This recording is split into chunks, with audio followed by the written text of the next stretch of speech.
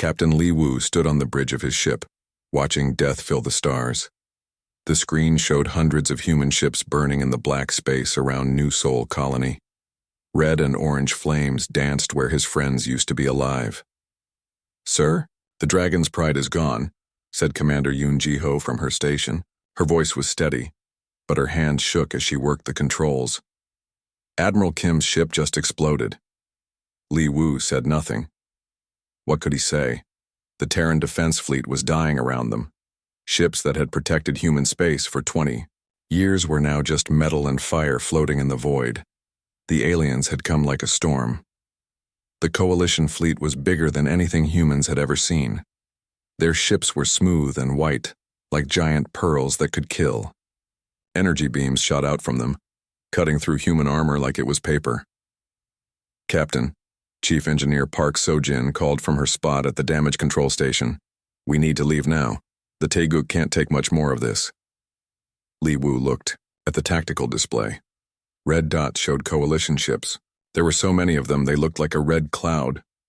The few green dots that showed human ships were disappearing one by one.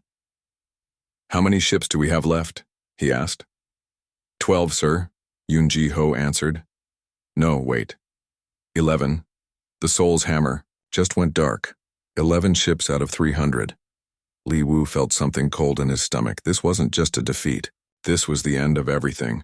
The Taeguk shook as alien weapons hit her shields. Sparks flew from control panels and the lights flickered. Through the noise, Li Wu could hear his crew working. They were scared, but they kept doing their jobs. "Sir, incoming message from the Coalition fleet," said the communications officer, Lieutenant Choi Min-ho. "Put it on screen." The main display changed to show an alien face. It looked like a snake that walked on 2 legs, with yellow eyes and green scales. This was a Vorthak, one of the leaders of the Coalition. "Human commander." The alien spoke in perfect English, though its voice sounded like rocks grinding together. "I am War Commander Seth. Your fleet is finished. Surrender now, and some of your people will live as workers for the Coalition." Li Wu stepped forward. Around him, his crew turned to look at their captain. He could see the hope in their eyes, the need to believe their leader had a plan. "This is Captain Li Wu of the Earth ship Taeguk," he said, his voice carrying across the bridge. "We don't surrender to anyone who attacks innocent people." The alien's eyes got smaller, like it was angry. "Then you will die with the rest of your kind. The Coalition has already taken your Earth. Your colonies have fallen. You are the last, and now you will join them in death." The screen went black. Park So-jin moved closer to the captain. "Sir, is it true? Is Earth really gone?" Li Wu looked at his crew. They were young, most of them. Park So-jin was only 28, but she was the best engineer in the fleet. Yoon Ji-ho was even younger, but she could shoot alien ships out of space with her eyes closed. They deserved better than lies. "I don't know," he said. "But right now, we're all that's left of the fleet. We need to get out of here and find somewhere safe to think." "Where can we go?" asked Choi Min-ho. "The aliens are everywhere." Before Li Wu could answer, alarms started screaming. The tactical display showed new contacts jumping in from hyperspace. More Coalition ships, fresh and ready to fight. "They're surrounding us," Yoon Ji-ho reported. 50 new ships, all heavy, cruisers. Li Wu looked at the display. The Coalition had them trapped in a bubble of death, but there was one spot where the alien ships were spread thin, near the asteroid field close to the colony's 4th moon. "Park, I need everything you can give me from the engines," he said. "Sir, if I push them any harder, we might lose the reactor," she warned. "If we don't push them, we'll lose everything." Li Wu turned to his pilot. "Set course for the asteroid field. Best speed." The Taeguk turned and ran. Behind them, the Coalition ships gave chase, their weapons lighting up space with deadly beams. The human ship twisted and turned, using every trick her crew knew. "They're gaining on us," Yoon Ji-ho said. She fired the rear weapons, trying to slow down the closest alien ships. The asteroids grew larger on the screen. These weren't small rocks. They were mountains of stone and metal, floating in space. The Taeguk dove between them, using the huge rocks as shields. Coalition ships followed, but they were too big and slow for this kind of flying. 2 of them crashed into asteroids, exploding in brilliant flashes. The others pulled back, not wanting to risk their ships. "We're safe for now," Park So-jin said, checking her screens. "But we have damage all over the ship. I need time to fix things." Li Wu nodded. They had bought some time, but not much. The Coalition would find them soon enough. "Sir," Choi Min-ho said quietly, "I'm picking up a coded message. It's using old Earth military codes. Put it through." A new voice came over the speakers. It was human, speaking Korean. "This is Admiral Kang Do-hyun. Any surviving Earth forces, please respond." Li Wu felt his heart jump. Admiral Kang had been captured 6 months ago when the Coalition took the Busan station. Everyone thought he was dead. "Admiral, this is Captain Li Wu of the Taeguk. We thought you were killed." "Not yet, Captain," came the reply. "But I don't have much time. The Coalition is moving me to a new prison camp. Listen carefully. There's something you need to know. The research station, Dr. Kim Tae-won is still alive, and he's made something that could change everything." "What research station?" "I can't say more over open channels. Meet me at the old coordinates we use for training exercise Tiger 7. You remember?" Li Wu did remember. It was a location deep in the outer system, far from normal shipping lanes. "We'll be there. Hurry, Captain, I don't know how long I can stay ahead of my guards. And Captain, bring everyone you can find. We're going to need all the help we can get." The message ended. Park So-jin looked up from her repair work. "Sir, who is Dr. Kim Tae-won?" "The best weapons designer Earth ever had," Li Wu answered. "If he's really alive and if he's made something new." He didn't finish the thought, but everyone on the bridge understood. Maybe they had a chance after all. "Set course for the rendezvous point," Li Wu ordered, "and send a message to any human ships that might still be out there. Tell them to meet us there." As the Taeguk moved deeper into the asteroid field, Li Wu thought about what the alien commander had said. Earth was gone, the colonies had fallen. His ship and her crew might be all that was left of humanity in space, but humans had never been good at giving up. If Dr. Kim really had found something, some new weapon or technology, maybe they could fight back. Maybe they could show the Coalition that humans weren't finished yet. The stars were full of alien ships hunting for them. But somewhere out there was hope, and Li Wu was going to find it, no matter what it cost. The Taeguk moved through empty space like a ghost. Captain Li Wu watched the stars pass by on the main screen, each one a reminder of how far they were from home. It had been 3 days since they escaped the battle at New Seoul Colony, and his ship carried the last free humans in known space. "Captain, we're approaching the rendezvous point," announced Lieutenant Choi Min-ho from the pilot station. "I'm not seeing any other ships yet." Li Wu nodded. He wasn't surprised. Most of the human fleet was dead or scattered. If Admiral Kang Do-hyun was really out here, he might be alone too. "Sir, I've got something," said Commander Yoon Ji-ho, looking at her scanner display. "It's small, looks like a transport ship. It's broadcasting the right codes." "Bring us alongside," Li Wu ordered. Carefully. The transport ship was old and beaten up. It looked like it had been through several battles and barely survived each one. As the Taeguk got closer, Li Wu could see burn marks on its hull and patches where someone had tried to fix holes. "This is Admiral Kang Do-hyun," came a familiar voice over the radio. "Permission to come aboard, Captain." "Granted, sir. Welcome back." 20 minutes later, Admiral Kang stood on the bridge of the Taeguk. Li Wu was shocked at how much the older man had changed. Kang had always been strong and confident, but now he looked tired and thin. His uniform was torn and there were new scars on his face. "Admiral, what happened to you?" asked Chief Engineer Park So-jin. Kang smiled, but it wasn't a happy smile. "The Coalition wanted to learn about human military tactics. They asked me questions for 6 months. I told them nothing important, but I learned a lot about them." "What?" "Did you learn?" Li Wu asked. "That they're scared of us," Kang said. "Not because we're stronger or smarter. They're scared because we don't think like them. Their whole society is based on rules and plans. When we do something they don't expect, it confuses them." Kang walked to the main display and looked at the tactical screen. How many crew do you have left? 847, Park So-jin answered. That's more than I hoped. Kang turned back to face the bridge crew. Captain, I need to take you somewhere. There's a research station hidden in the Kuiper Belt. Dr. Kim Tae-won has been working there since before the war started. Working? On what? Yoon Ji-ho asked. Something that might give us a chance to fight back. The journey to the research station took 2 days.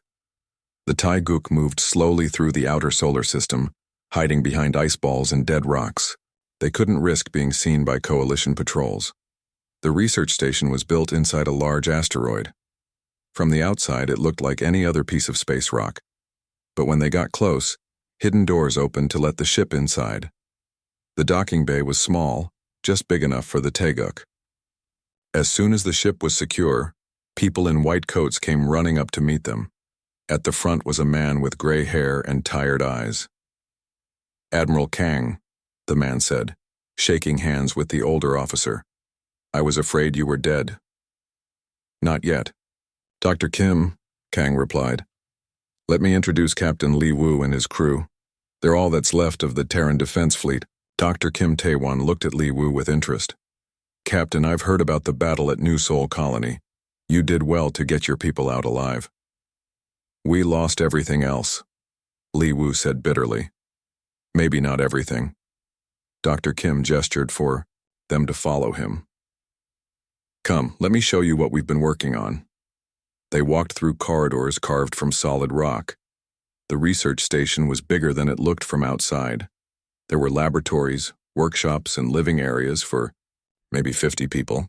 We've been here for 3 years, Dr. Kim explained as they walked. Ever since it became clear the coalition was planning to invade human space, I brought my best people and all the alien technology we could steal or capture. They entered a large room filled with strange machines and weapons. Lee Woo had never seen anything like them. Some looked like human rifles, but bigger and more complex. Others were completely alien in design. The problem with fighting the coalition, Dr. Kim said, picking up one of the weapons, is that their shields are designed to stop energy weapons. Lasers, plasma bolts, particle beams. They can deflect all of it. So how do we hurt them? Asked Park So-jin. Dr. Kim smiled for the first time since they arrived. We throw rocks at them. Rocks? Yoon Ji-ho sounded confused. Kinetic weapons, Dr. Kim explained. We fire solid objects at very high speed. The coalition shields can't stop pure mass and velocity. A tungsten rod moving at near light speed will punch through their armor like it's made of paper. He led them to another part of the lab where a huge cannon was mounted on a test stand.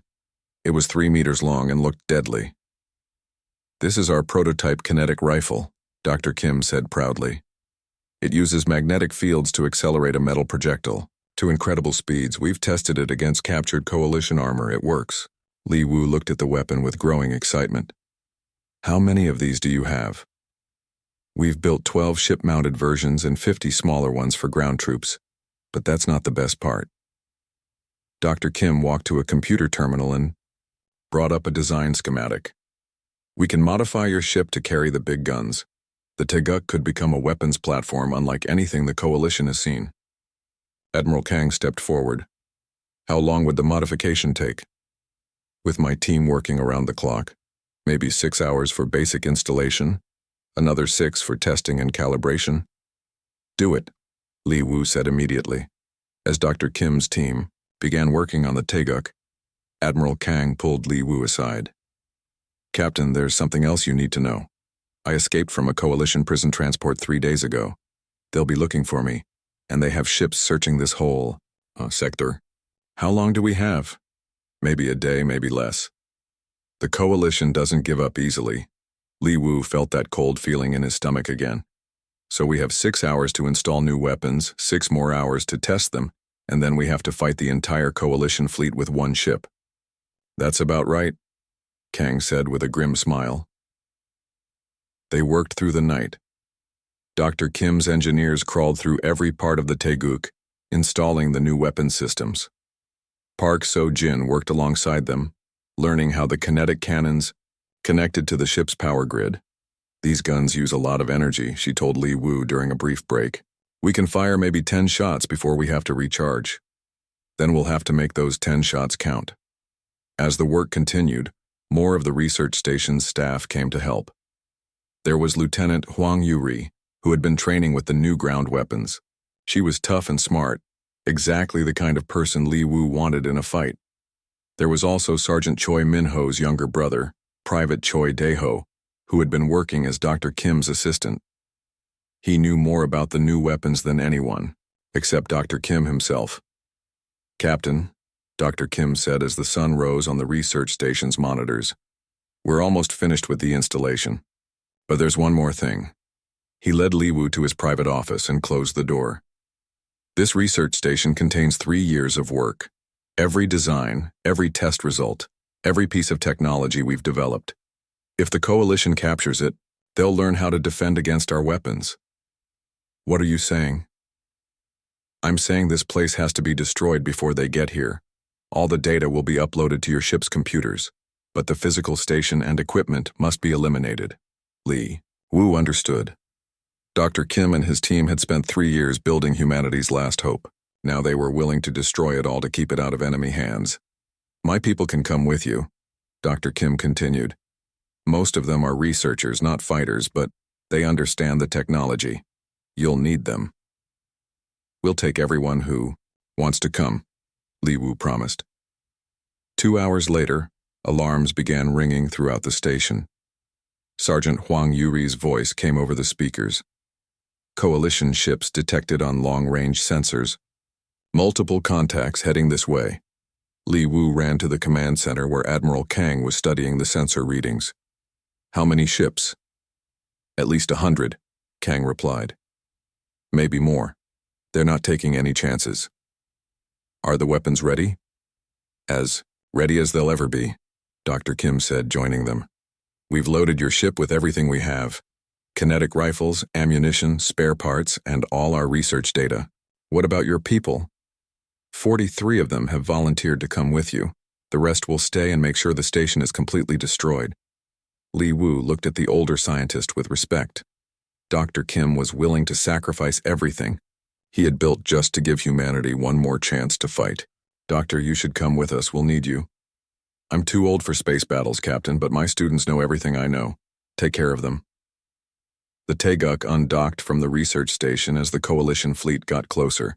Through the ship's cameras, Li Wu watched Dr. Kim and his remaining staff prepare the station for destruction. Coalition fleet will be in weapon range in 10 minutes, reported Yun Jiho. Take us out of the asteroid field, Li Wu ordered. If we're going to make our stand, it won't be hiding behind rocks. As the Taeguk moved into open space, Li Wu looked at his crew. They had grown from 847 to 890 with the addition of Dr. Kim's people. It was still just one ship against an entire fleet, but now they had something they didn't have before, weapons that could hurt the enemy. The Taeguk drifted through space like a wounded bird. Half her systems were dead, her hull was cracked in 3 places, and Chief Engineer Park Sojin was working miracles just to keep air in the ship. But Captain Li Wu had never felt more proud of his crew.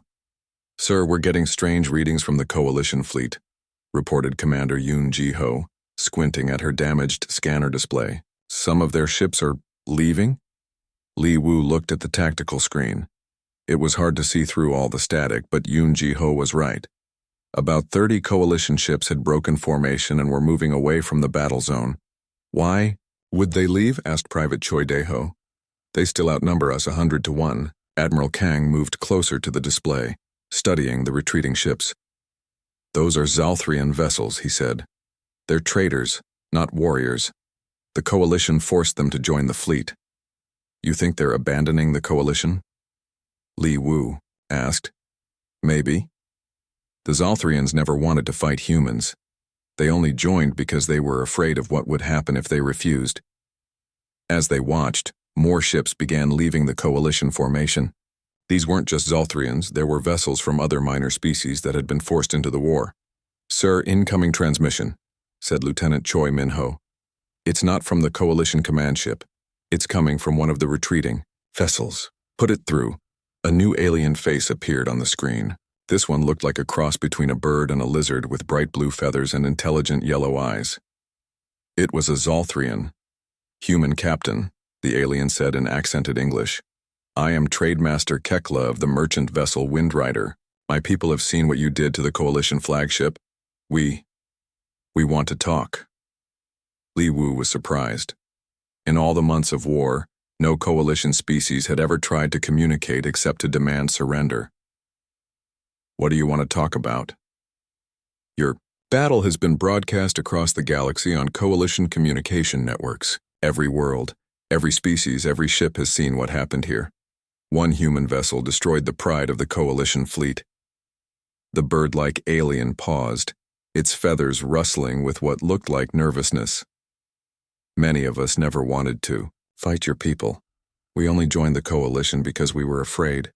But you have shown us that they can be beaten. Are you offering to help us?" Li Wu asked. "Some of us are willing to share information. Positions of Coalition fleets, patrol routes, supply convoys. We cannot fight openly, but we can help you strike where they are weakest." Before Li Wu could respond, alarms started ringing throughout the Teguk. Park Sojin's voice came over the speakers. "Captain to engineering, we've got a problem." Li Wu left Admiral Kang to continue talking with the Zolthrian and ran to the engineering section. He found Park Sojin working on a damaged power conduit, sparks flying around her as she tried to repair the connections. "What's wrong?" he asked. "Everything," she said without looking up. "The reactor is running at 15% power. Life support will fail in 6 hours. The hull breaches are getting worse, and I don't have enough materials to fix them properly." Li Wu felt that familiar, cold feeling in his stomach. They had won a victory against the Coalition, but it might not matter if the ship fell apart around them. "Can you get us to a safe port?" "What safe port?" Park Sojin asked bitterly. "The Coalition controls every star system for 100 light years. There's nowhere to go for repairs." "Actually, there might be," said a new voice. They turned to see Trademaster Kekla standing in the doorway. The Zolthrian had come aboard while Li Wu was in engineering. "My people operate hidden bases throughout this sector," Kekla explained. "Places where merchants can rest and repair their ships away from Coalition patrols. We could guide you to one of them." Park Sojin looked suspicious. "Why would you help us? How do we know this isn't a trap?" "Because, human engineer, your captain has done something no one thought possible. He has shown the galaxy that the Coalition can be defeated. That is worth more to my people than any trade agreement." 3 hours later, the Teguk was docked at a hidden Zolthrian repair station built inside a hollowed-out asteroid. The station was small but well-equipped, with tools and materials that Park Sojin needed to fix the ship. While repairs were underway, Li Wu met with Kekla and several other alien representatives who had come to the station. There were Zolthrians, but also members of other species that had been forced to join the Coalition. "The Coalition is not as united as they pretend," explained an insect-like being called Hive Speaker Tzezukt. "Many species joined only because they feared destruction. Your victory has shown them that resistance is possible." "What kind of help can you offer?" Admiral Kang asked. Kekla activated a holographic display showing the local star systems. "We can provide intelligence about Coalition movements. We know where their supply ships travel, where their fleets are stationed, where they are weakest. More importantly," added Hive Speaker Tsekt, "we can spread word of your victory to other worlds. The Coalition has been telling everyone that humans are finished, that resistance is hopeless. But we can share recordings of your battle, show people that one human ship destroyed their flagship." Li Wu studied the star map. "What about other human forces? Are there any survivors out there?" "Yes," Kekla said, highlighting several systems. "Small groups, hidden bases, resistance cells on occupied worlds. They have been waiting for a sign that the fight is not over."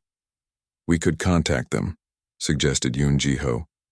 "Coordinate attacks, share our new weapons technology."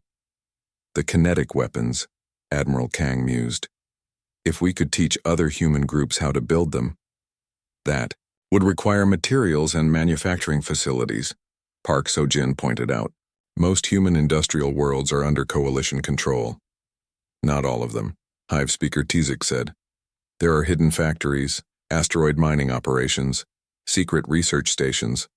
The Coalition knows about some of them, but not all. Over. The next few days, as the Tiguk underwent repairs, Li Wu and his crew planned their next moves. Using intelligence provided by their new alien allies, they identified several targets where they could strike back at the Coalition. But the most important development came from an unexpected source. Private Choi Dae-ho, working with Dr. Kim's research data, had figured out how to build kinetic weapons using materials that could be found almost anywhere. The beauty of kinetic weapons, Dae-ho explained to Li Wu and the senior staff, is that they're simple. You don't need exotic materials or advanced manufacturing. Any industrial facility can build them if they have the right plans. How do we get those plans to human resistance groups? Asked Yoon Ji-ho. We broadcast them, Admiral Kang said. Send the information on all frequencies, in every human language. Even if the Coalition intercepts the transmissions, they can't stop all of them from getting through. They'll try to jam our signals, Park Seo-jin warned. Then we use our new friends, Li Wu said, gesturing to the alien representatives. They can relay our messages through their own communication networks. The Coalition won't expect that. Trademaster, Kekla nodded. My people's merchant network spans the entire galaxy. We can ensure your message reaches every human settlement, every resistance cell, every hidden base. The plan was ambitious. Using the Zalthrian communication network, they would broadcast not just the technical plans for kinetic weapons, but also recordings of their victory over the Coalition flagship. The message would be simple. Humans were still fighting and they could win. But as they prepared for the broadcast, alarming news arrived from Hive speaker Tzakti's contacts in Coalition space. The Coalition High Command is mobilizing their reserve fleets, the insect being reported. They are bringing ships from across the galaxy to hunt for your vessel. How many ships? Li Wu asked. More than 500, led by their most experienced commanders. They are calling it the Final Solution Fleet. Admiral Kang whistled softly. 500 ships. They're taking this seriously. There's more, Zik continued. The fleet is commanded by Overlord Vrex of the Vorthak Empire. He is their most ruthless general. He has sworn to personally oversee the destruction of every human in the galaxy. Li Wu felt the weight of responsibility settling on his shoulders. By destroying the Coalition flagship, he had awakened a sleeping giant. Now the full might of the alien alliance was coming for them. When will they arrive? He asked. 3 days, maybe 4. They are gathering ships from across Coalition space. Sir, Park Seo-jin said quietly, the Tiguk will be ready for space in 2 days. But we can't fight 500 ships even with kinetic weapons. We're not going to fight them, Li Wu said, surprising everyone. We're going to do something they won't expect. What's that, sir? Asked Yoon Ji-ho. Li Wu looked around the room at his crew and his new alien allies. We're going to broadcast our message, then run. Let them chase us across the galaxy while our weapons plans spread to every human resistance group. They can hunt one ship, but they can't stop an entire species from fighting back. A fighting retreat, Admiral Kang said approvingly. Keep them focused on us while our people prepare. Exactly. And while they're chasing us, our friends here can keep feeding us intelligence about their movements and weaknesses. Kekla spread his feathers in what Li Wu had learned was a Zalthrian expression. The Coalition fleet spread across space like a moving city of death. Captain Li Wu counted the enemy ships on his tactical display and felt his mouth go dry. 237 vessels, from small destroyers to massive battleships, that could crack planets in half. They're taking formation around us, reported Commander Yoon Ji-ho. Looks like they want to make sure we can't run. Li Wu almost laughed. Run? In one damaged ship against an entire fleet? I don't think they need to worry about that. The Tiguk floated alone in the middle of the enemy formation. Around her, Coalition ships moved like hunting wolves, their weapons charging up with deadly light. Sir, incoming message from the Coalition fleet, said Lieutenant Choi Min-ho. Put it on screen. The main display showed a different alien this time. This one looked like it was made of living crystal, with blue light flowing through its transparent body. This was a Nexari, one of the Coalition's most dangerous species. Human vessel. The crystal being spoke in a voice like breaking glass. You are surrounded and outgunned. This is Supreme Commander Vextar of the Coalition First Fleet. Surrender now, and your death will be quick. Li Wu stood up from his captain's chair. Behind him, he could feel his crew watching, waiting to see what their captain would say to impossible odds. This is Captain Li Wu of the Earth ship Taiguk, he said, his voice carrying across the ridge. We've come this far and we're not stopping now. If you want this ship, you'll have to take it. The crystal alien's light pulsed brighter, showing anger. So be it. All ships open fire, destroy them. The screen went black just as space around the Taiguk lit up with enemy weapons. Energy beams, plasma bolts, and missile streams converged. On the lone human ship, shields holding, reported Chief Engineer Park Sojin, but Li Wu could hear the strain in her voice. But not for long. Return fire, Li Wu ordered. Let them taste our new toys.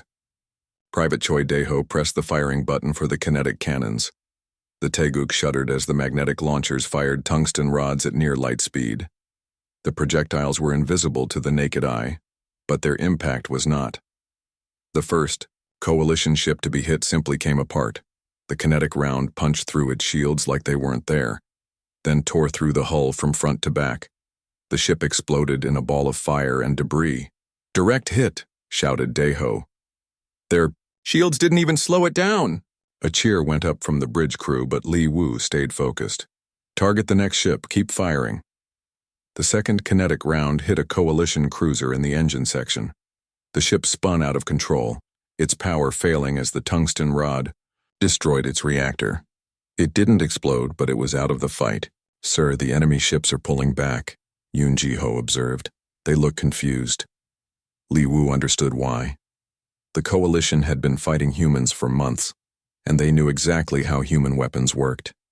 Energy shields could stop lasers and plasma. Armor could deflect missiles, but nobody had shields that could stop a chunk of metal moving at 90% of light speed. They're regrouping, Admiral Kang observed from his position at the tactical station. But they'll figure out how to adapt soon enough. We need to keep them off balance. Take us into the asteroid field, Li Wu ordered. Make them follow us. Taiguk turned and dove toward the debris field left by the destroyed research station. Large chunks of rock and metal floated in space. Perfect cover for a ship that needed to hide and strike. 20 Coalition ships followed, their commanders, eager to prove they weren't afraid of one human vessel. As they entered the asteroid field, Li Wu put his plan into action. Launch fighters, he ordered. The Taiguk's small fighter bay opened, and 12 experimental craft shot out into space. These weren't normal fighters. Dr. Kim's team had built them using captured alien technology and human engineering. They were faster than anything the Coalition had seen, and almost impossible to target. Lieutenant Huang Yuri led the fighter squadron in her ship, the Soul's Revenge.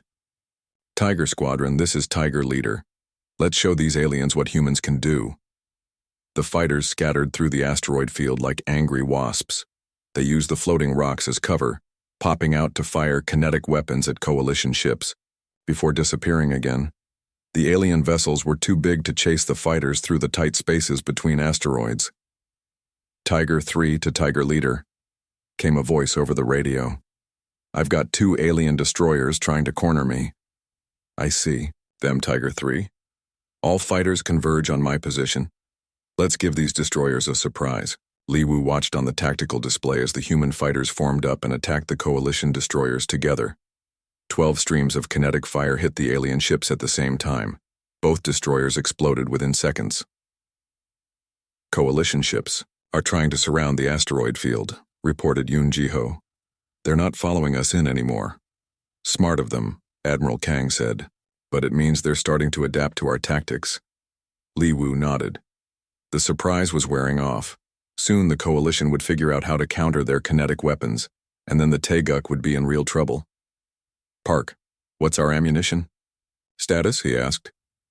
We fired 6 of the ship-mounted kinetic rounds, Park Sojin replied.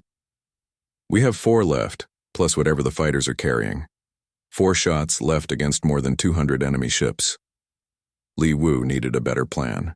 Sir, said Private Choi Daeho, looking up from his weapons console. Dr. Kim's research data shows something interesting.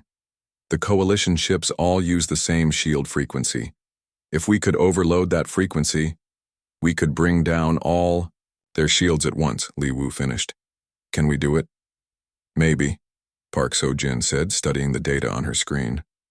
But it would take all our remaining power. We'd be defenseless while we charged up. And we'd need to get close to their main fleet, added Admiral Kang. Very close. Li Wu thought about it. It was a huge risk. If the plan failed, the Taeguk would be destroyed for sure.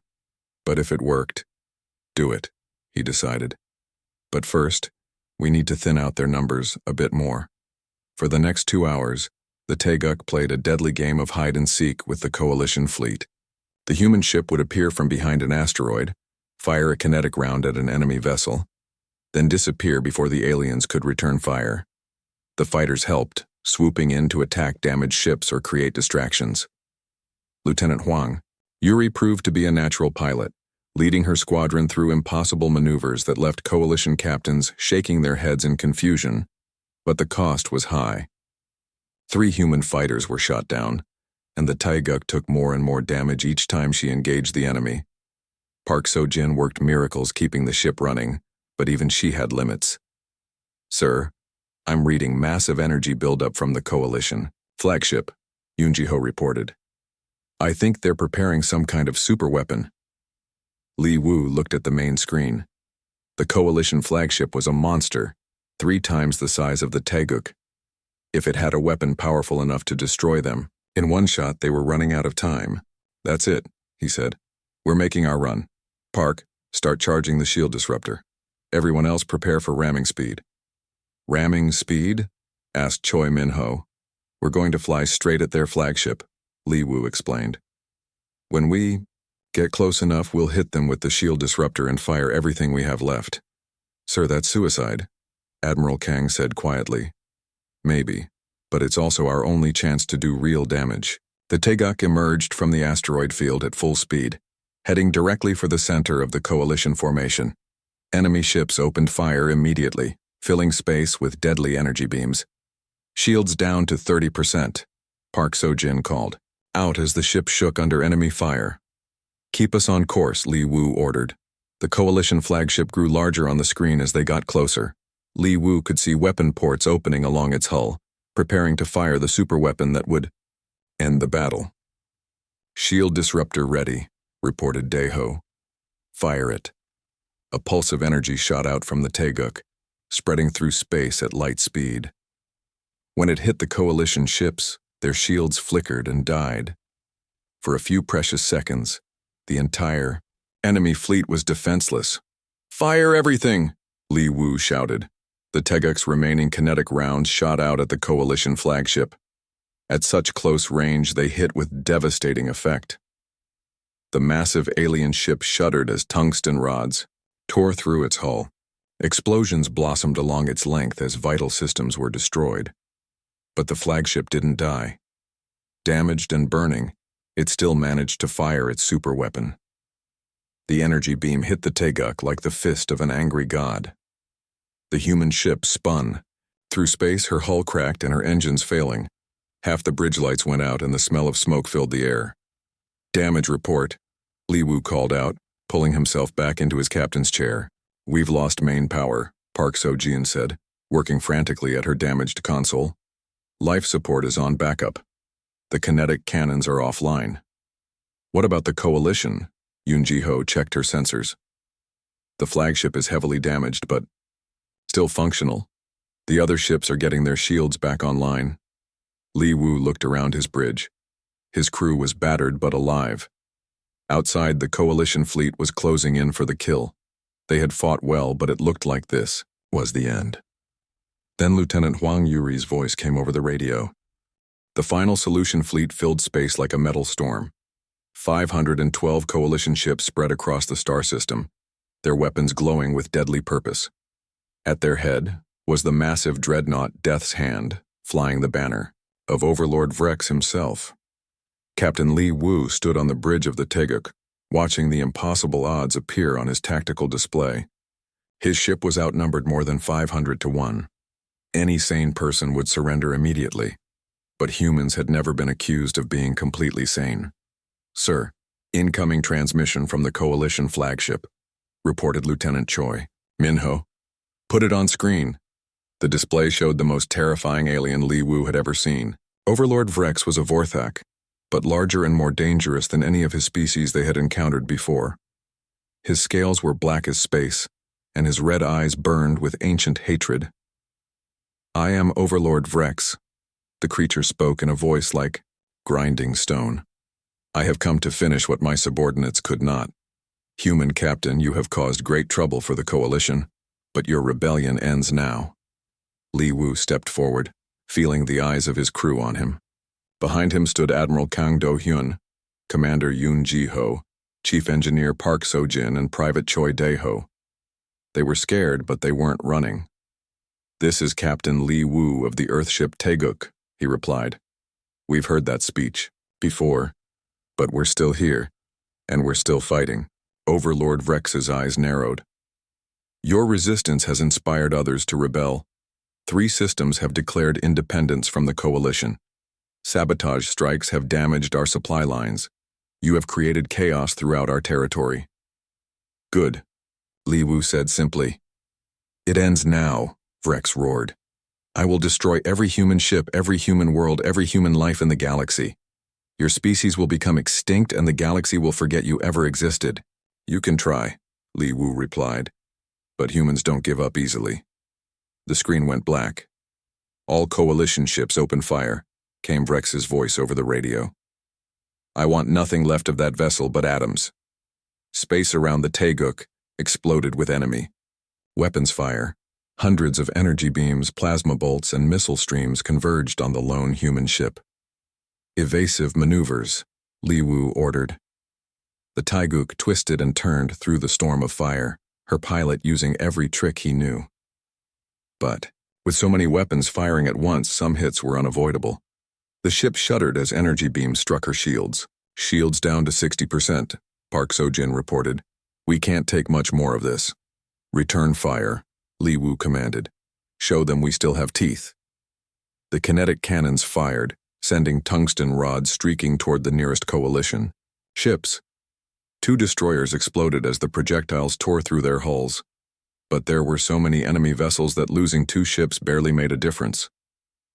"Sir, we've got a problem," Yoon Ji-ho announced. "They're surrounding us. There's no way out." Li Wu looked at the tactical display. The Coalition ships had formed a perfect sphere around the Taeguk, with their flagship at the center. It was a trap designed to ensure no escape. "Captain," Admiral Kang said quietly, "perhaps it's time to consider that final option we discussed." Li Wu knew what the Admiral meant. If there was no way to win, no way to escape, they could still choose how to die. They could ram the Coalition flagship at full speed, taking Overlord Vrex with them. But before Li Wu could respond, something unexpected happened. "Sir, I'm reading new contacts on long-range sensors," Dae-ho reported excitedly. "Multiple ships coming in fast."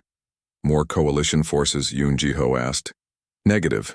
These ships are using human identification codes." Li Wu felt his heart jump. "How many?" 50. No, wait. 70 ships. No, more than that. "Sir, there are human ships coming from 3 different directions." The main screen switched to show the approaching vessels. They were a mixed collection. Old cargo haulers converted to warships, mining vessels with weapons welded to their hulls, even passenger liners that had been turned into fighting ships. None of them looked like proper military vessels, but they were human, and they were coming to help. "This is Commander Park Hyun-woo of the resistance ship New Seoul," came a voice over the radio.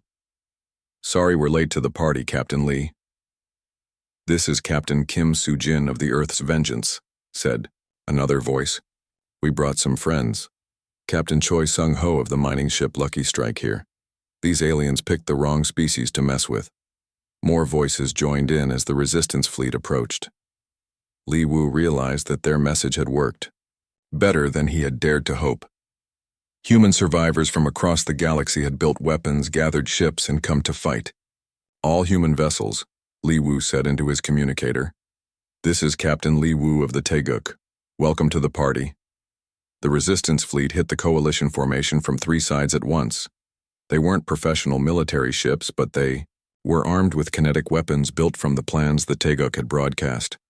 And more importantly, they were piloted by humans who had nothing left to lose. "Sir, look at this," Yoon Ji-ho said, pointing to her tactical display. "The coalition formation is breaking up. Some of their ships are pulling back." She was right. The coalition's perfect sphere was falling apart as captains from different species began to panic. They had expected to face one lone human ship, not an entire fleet of desperate resistance fighters, and then something even more surprising happened.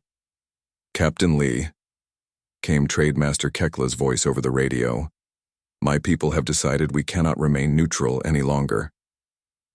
New ships appeared. On the sensors, Zalthrian merchants and traders who had thrown off their neutrality to join the fight. They weren't warships, but they were fast and clever, and they knew the galaxy better than anyone. "The Hive world send greetings," announced Hive Speaker Tizict. "We stand with the humans." More alien ships joined the battle, species that had been forced into the coalition but never wanted to fight.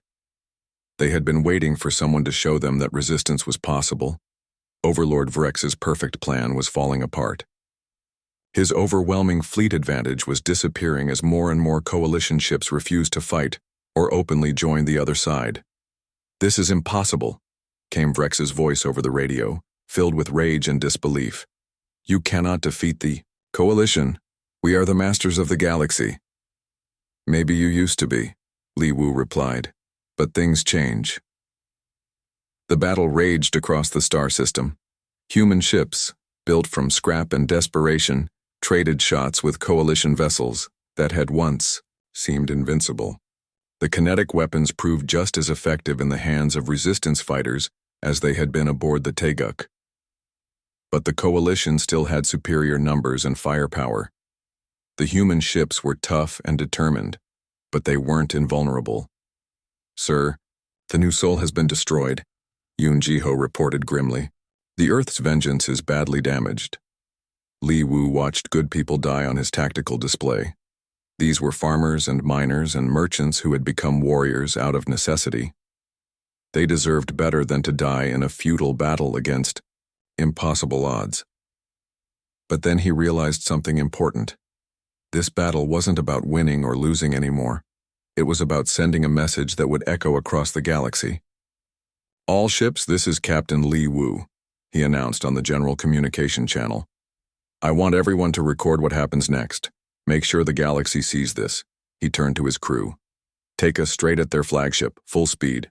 "Sir, that's suicide," Park So-jin protested. "Maybe, but it's also the right thing to do." Li Wu sat down in his captain's chair for the last time. "All these people came here because we showed them that humans don't surrender. Now we need to show them something else, that we don't run from bullies no matter how big they are." The Taeguk turned toward Overlord Vrex's flagship and accelerated to ramming speed. Around them, the battle continued to rage, but Li Wu's attention was focused on the massive enemy dreadnought growing larger on the screen. "Shields are failing," Park So-jin called out as coalition weapons tore at the ship. "Hull breaches on multiple decks." "Keep us on course," Li Wu ordered. But as they closed the distance to the enemy flagship, something unexpected happened. The other human ships began following them. One by one, the resistance vessels turned toward the coalition flagship and accelerated to attack speed. "What are they doing?" Dae-ho asked. "The same thing we are," Admiral Kang replied. "Showing the galaxy what humans are made of." The coalition flagship Death's Hand tried to defend itself, but it couldn't target all the attacking ships at once. The Taeguk struck first, her kinetic cannons firing at point-blank range. The tungsten rods punched through the flagship's armor like it was made of paper. Then the other human ships hit in rapid succession. Mining vessels, cargo haulers, passenger liners, all of them carrying crews who had decided that some things were worth dying for. The Death's Hand shuddered under the repeated impacts. Explosions bloomed along its length as vital systems were destroyed. In his command center, Overlord Vrex watched his invincible flagship falling apart around him. "This cannot be happening," he whispered. "We are the Coalition. We are supreme." But supremacy, it turned out, was just another word that could be changed by people willing to fight for something better. The flagship broke apart in a series of explosions that lit up the entire star system.